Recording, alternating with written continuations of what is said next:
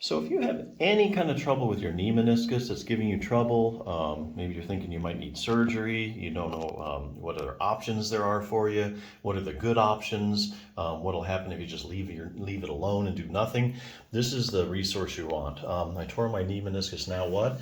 I think you can get this book on Amazon.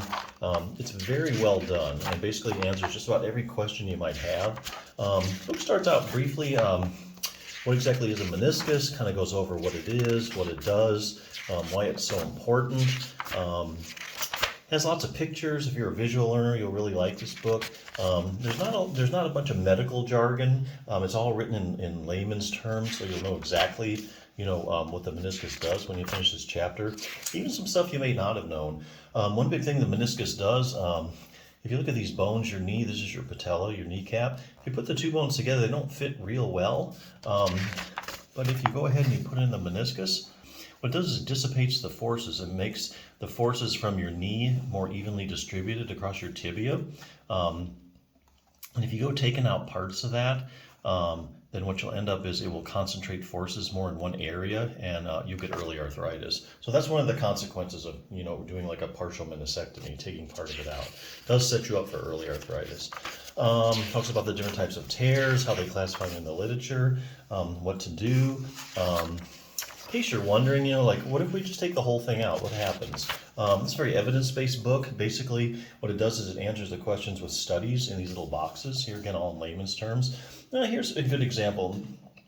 Here's a study where they took the whole meniscus out, and they followed these people for 40 years, and they found out, hey, here's what happens to their knees. And they got a lot of symptomatic arthritis later in life. So it really wore down the cartilage in the joint for the reasons I just mentioned.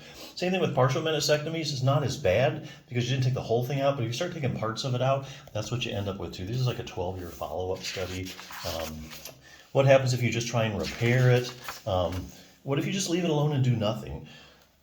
Basically, the only way you can answer that question is if you take a bunch of people that have a meniscus tear and they have no treatment and you follow them for a period of years. And these are a couple studies that'll help answer that question. So you'll know, hey, what if I just leave the thing alone and do nothing? Probably the biggest question, exercise versus surgery. The only way you're going to answer that scientifically is look at the randomized controlled trials. That's the highest form of proof in medicine that a treatment actually works. So you want to prove something in medicine, you do a randomized controlled trial. If you want to say if this drug works, you do a randomized controlled trial. If you got a new treatment for knee pain, a new exercise, you do a randomized controlled trial.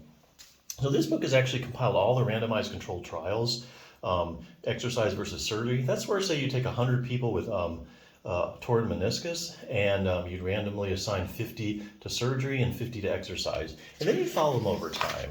So how do they do? Over like 6 months, 6 years. Who does better, the group that had surgery or the group that did exercise?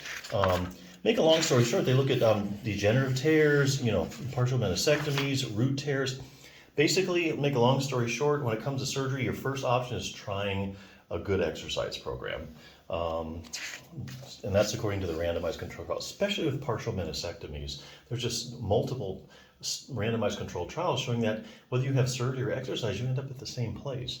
A few tips to make things go easier. If you have an acute tear, a lot of times you can't walk very well. It shows you how to use a cane, how to go upstairs, get out of a chair. It goes over icing your knees, how to get down any inflammation in your joint, if that's an issue. And then it goes into the exercise program. There's 3 different levels depending on where you're at. There's a beginning, intermediate, and advanced. So let's say you can hardly move your knee. You start at the beginning one. Otherwise, if you just have a meniscus tear and you can still do a fair amount of exercise, it has an advanced program too. So one of those 3 exercise programs. I like how they have the different levels. So there again, here you go. If you're looking for a good resource to try and figure out what works, what doesn't, what are my options, what happens if I leave it alone, this is a good resource. So check it out.